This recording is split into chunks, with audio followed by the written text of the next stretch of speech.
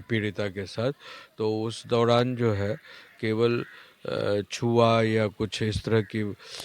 ऊपरी झापरी वारदात की या सेक्सुअल इंटरकोर्स जो है गहराई के रूप में इन्होंने। सबसे चर्चित उन्नाव रेप केस, जहां दोषी को उम्र कैद की सजा तो मिली, पर हाई कोर्ट ने उस सजा को निलंबित कर दिया। फिर अचानक से सुप्रीम कोर्ट ने इस फैसले पर तुरंत रोक लगा दी। आखिर कानून क्या चाहता है? क्या पीड़िता को न्याय मिलेगा या नहीं? इन पूरे सवालों पर हम जवाब लेने के लिए जुड़े हुए हैं सुप्रीम कोर्ट के वरिष्ठ वकील ध्रुव जी के साथ। हम इन सभी सवालों के जवाब लेंगे। और मैं आपको एक बात और बता दूं, हम बात कर रहे हैं उन्नाव रेप केस पे। कुलदीप सिंह जिसमें दोषी पाए गए हैं, वो बीजेपी के विधायक थे। तो हम इन्हीं सब सवालों से लेके हम जुड़ते हैं ध्रुव जी से। तो सर, जो ये सजा को निलंबित किया गया है, ये किस आधारों पर हाईकोर्ट ने सजा को निलंबित किया है? ऑनरेबल हाई कोर्ट ने इस बात को लेकर सजा को निलंबित नहीं किया। बेसिकली सजा तो चली रही थी और ऑनरेबल हाई कोर्ट ने जो है जो उन्होंने रिलीफ दिया, रिलीफ देते हुए उन्होंने कहा कि जो एक तो पहले उन्होंने कहा कि ये जो डेथ सेंटेंस है, आई मीन पूरी जिंदगी आपको जेल में सड़नी होगी, लाइफ लॉन्ग डेथ सेंटेंस। हाँ जी। तो उसको उस पार्ट को उन्होंने सस्पेंड किया, प्लस उन्होंने बेल दिया कि आप जो है बेल लेकर अपनी मेरिट और पर जो है केस का जो है इन्वेस्टिगेशन और बहस में सहयोग कीजिए, उस बात को। लेकिन इसके विरोध में जो है बहुत सारे लोग जो है पूरे देश में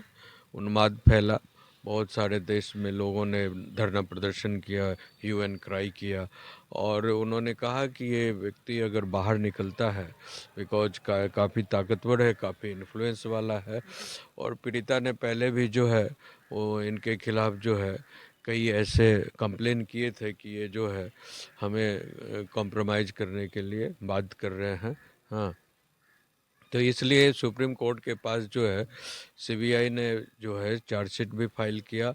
और सेंगर के खिलाफ, और उसने अपोज किया इस तरह के बेल को, बिकॉज केस जो है पॉस्को मामले का है। पॉस्को मामले में जब तक पूर्ण रूप से ट्रायल नहीं हो जाता है, बेल देने का कम ही प्रावधान है, अनलेस अनटिल कुछ ऐसा में इशू आ गया कि केस जो है झूठा पाया गया या अन्य तरह से। अदरवाइज जो है इसमें मतलब देर बेल देने का, और इनके केस में मेडिकल एंड ऑल दैट सभी जो है ये एविडेंस प्रूफ के रूप में आया है, एक मटेरियल के रूप में आया है कि ये जो पेनेट्रेशन ऑफ द सेक्स होता है, एक कि ये इन्होंने सेक्स जो बच्ची के साथ किया, पीड़िता के साथ, तो उस दौरान जो है केवल छुआ या कुछ इस तरह की ऊपरी झापरी वारदात की या सेक्सुअल इंटरकोर्स जो है गहराई के रूप में इन्होंने किया। तो इनके केस में पेनेट्रेशन का सिद्ध आया है कि इन्होंने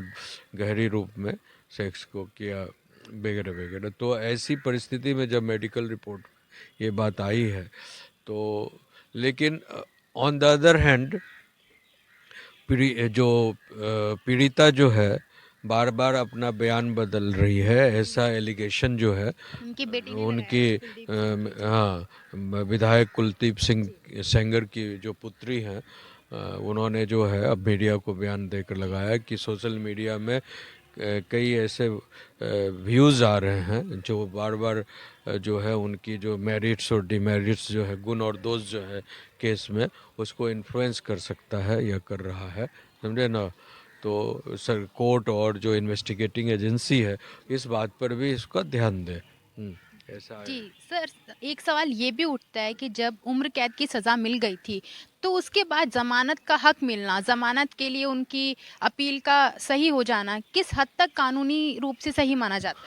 देखिए, ऐसा हर कोर्ट का जो है एक डिक्शनरी पावर होता है। जी। तो जजेस को जो है डिक्शनरी जो उनके पावर होते हैं, तो वो अपनी पावर का जो यूज और मिसयूज दोनों कर सकता है, समझे ना। तो हाई कोर्ट का जो एक परव्यू होता है किसी चीज़ के सजा के को छोड़ना या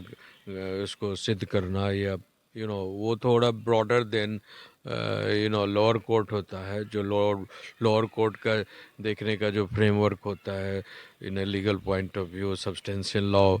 पॉइंट ऑफ व्यू से, और इन लॉ पॉइंट में क्या क्या चीज़ इन्वॉल्व है, इसमें क्या होनी चाहिए थी, क्या नहीं होनी चाहिए थी, वगैरह कई तरह की बातें हैं। यू नो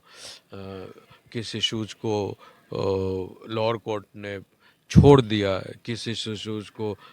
किस पर्सपेक्टिव को डिस्कस नहीं किया गया लॉ पॉइंट ऑफ व्यू से, कई बातें होती है, या किस इश्यू को एक्स्ट्रा बर्डन के रूप में डाल दिया गया है जो नहीं ज़रूरी था, ये भी बातें होती है। तो हाई कोर्ट को सारी बातों को पढ़ने के बाद लगा होगा कि ऐसा जो है इनको जो है केस को जो है गुण और दोष के आधार पर ट्रायल में देखा जा सकता है। फिलहाल जो है इनके जो लाइफ सेंटेंसेज है उसको कैंसिल करते हुए, सस्पेंड करते हुए इसको हम बेल देते हैं, और आगे ट्रायल के बाद जो नतीजा आएगा कोर्ट का वो देखा जाएगा। लेकिन अनफॉर्चुनेटली ऑनरेबल सुप्रीम कोर्ट के पास ये अपील गई इसके बेल के खिलाफ जो है, जो हाई कोर्ट ने दिया था, तो उसमें जो है ऑनरेबल कोर्ट ने पूरी जो इश्यूज़ को फिर से रिकंसिडर किया, और उसने कहा कि जो है अगर इस तरह के लोगों को अगर छोड़ दिया जाता है तो मेरिट्स ऑफ द केस पर जो है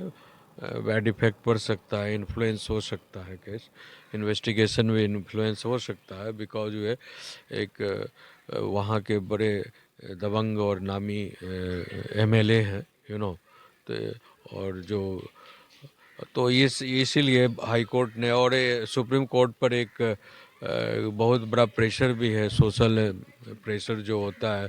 और इस केस से विपक्षी ने इसको एक आवाज़ बनाया हुआ था कि इस इश्यूज़ को जो है पूरे जो है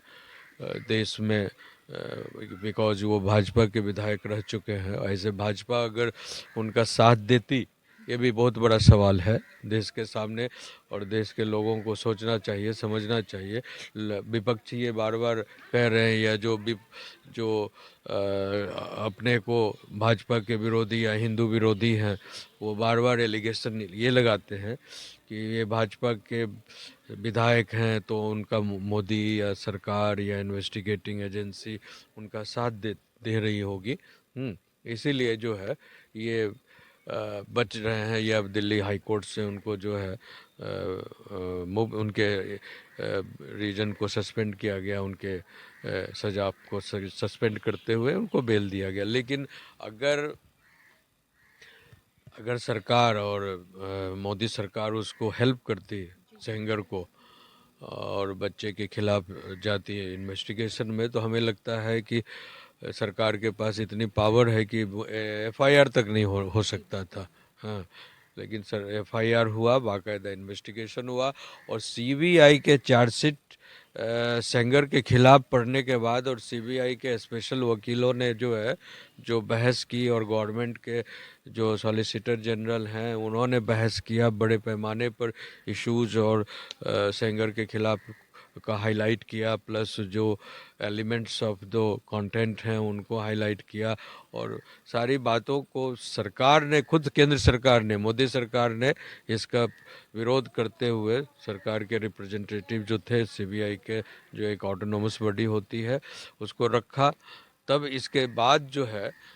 उनका बेल कैंसिलेशन हुआ, और जो सेंटेंसेस जो सस्पेंड किया गया था हाई कोर्ट के द्वारा, उसको जो है ख़त्म किया, हाँ, रोक लगा दिया गई है, स्टे कर दिया गया है। तो इसलिए आप लोग विपक्षियों का जो एलिगेशन है वो गलत है। सरकार जो है, केंद्र सरकार और सीबीआई काम कर रही है पूर्ण रूपेण। पर अगर दोषी को जमानत मिल जाती तो पीड़िता की सुरक्षा कैसे सुनिश्चित होती, क्योंकि पीड़िता ने कई बार बताया है अपने बयान में कि उनको धमकी दी जाती जान से मारने की, उनको और उनकी माँ को।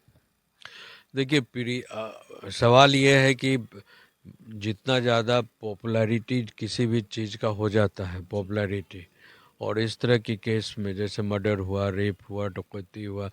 जो सीरियस ऑफेंस में आता है, तो ऐसे में once the case is file और इन्वेस्टिगेशन में अगर इशू आ जाता है, और बड़े पैमाने पर अगर जांच पड़ताल चल रही है, तो आपको मैं ये बात बता देना चाहता हूँ, कुछ केसों को छोड़कर जो अन्य तरह के जो केसेस हैं, वो कुछ खास तरह के लोग जो होते हैं, जैसे कोई बहुत ही ड्रेडेड क्रिमिनल है या कुछ ऐसा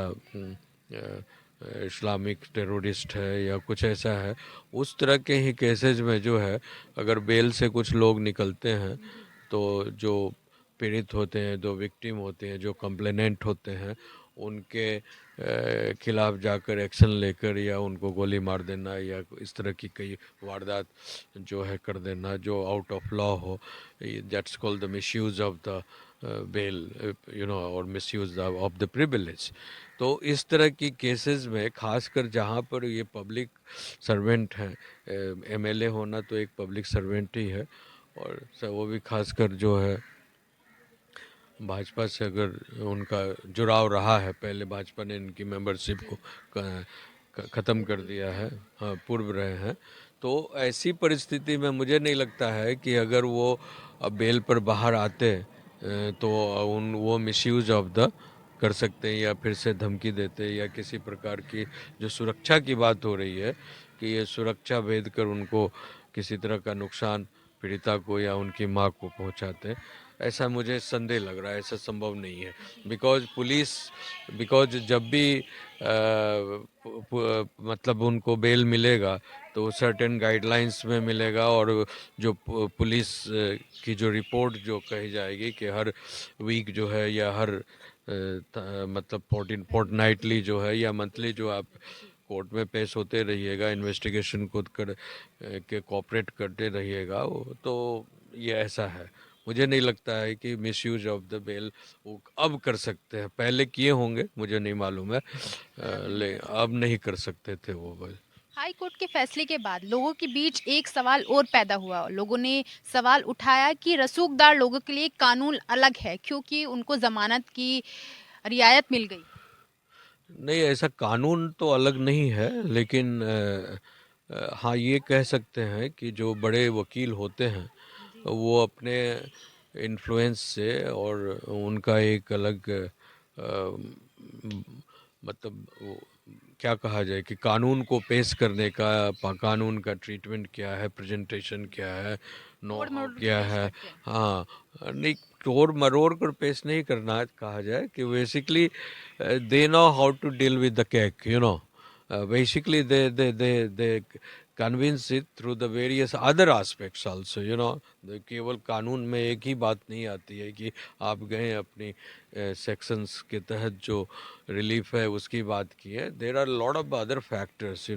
जहाँ जजेस को, मजिस्ट्रेट्स को लोग जो हैं अपनी जान पहचान का या अन्य तरह से इन्फ्लुएंस करते हैं,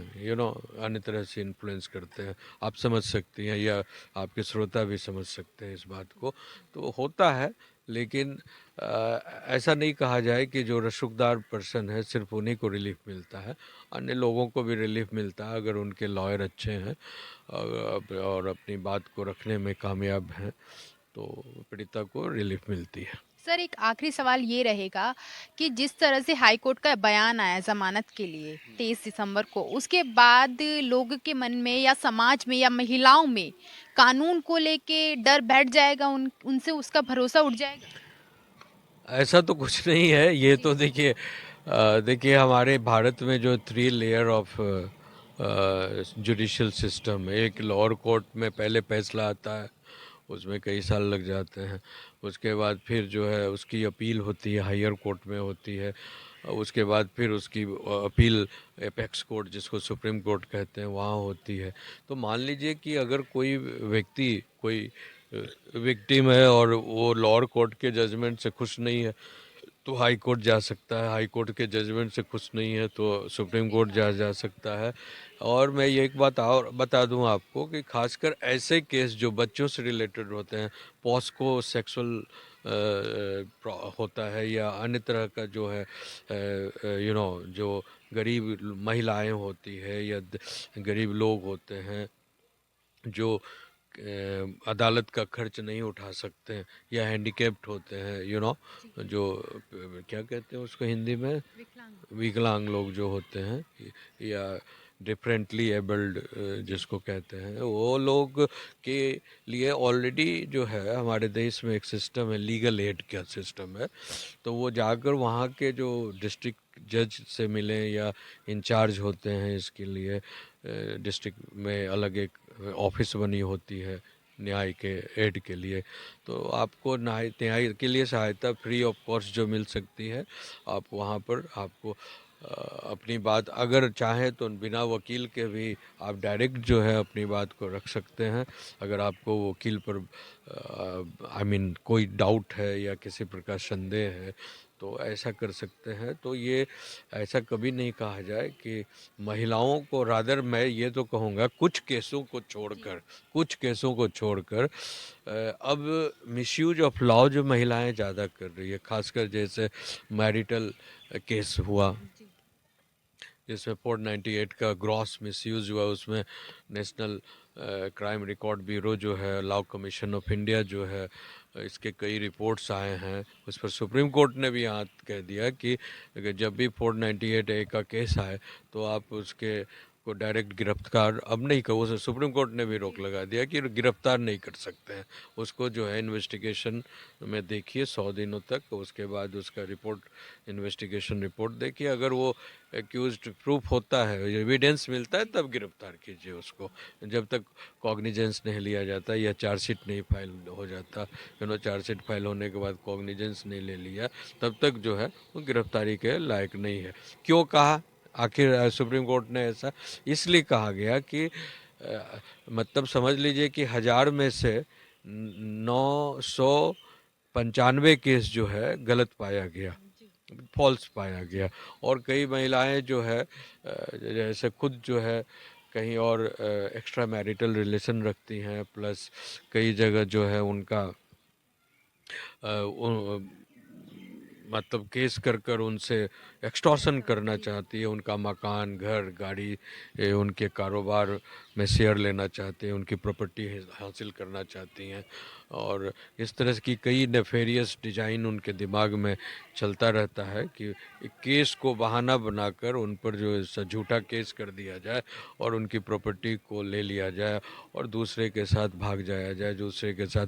सेक्सुअल रिलेशन रखा जाए या अन्य तरह की जो बातें होती हैं। तो ये तो महिलाएं, रादर भारत में जो स्थिति आ गई है, महिलाएं ज़्यादा मिसयूज ऑफ केस कर रही है, इसलिए महिलाओं को डरने की कोई बात नहीं है।